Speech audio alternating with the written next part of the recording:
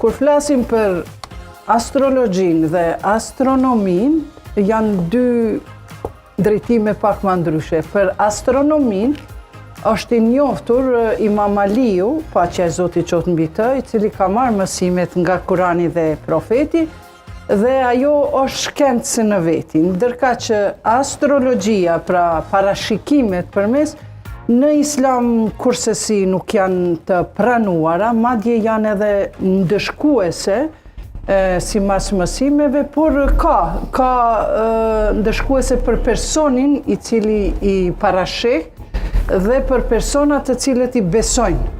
Mirë po ka gjasa, ka rrugë për me ardhë deri te pendimi, ashtu themi, sepse ka pasoja pas asaj. Po pse bie ka shëndesh, ndoshta astrologjia përdrisa, kemi magjin, kemi fallin që është i njohur tek ne, e cili e parashikon po ashtu të ardhmen, po që unë mendoj që astrologjia ndoshta është ajo që e tregon të ardhmen në përgjithësi. Nuk e tregon se çka ka me ndodh sot ose çka do të bëhet nesër me ty. Bie ndesh për arsye se mundohemi me ju bë rival Zotit. Për arsye se vetëm Zoti thot, vetëm unë e di çfarë do të ndodh më tutje.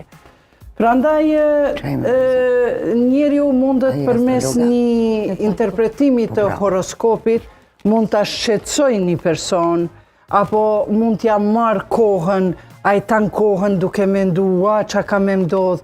Mund ta bie madje edhe në paranoj, mund ta bie ndoshta edhe në një dëshpërim, sepse nuk mund ta di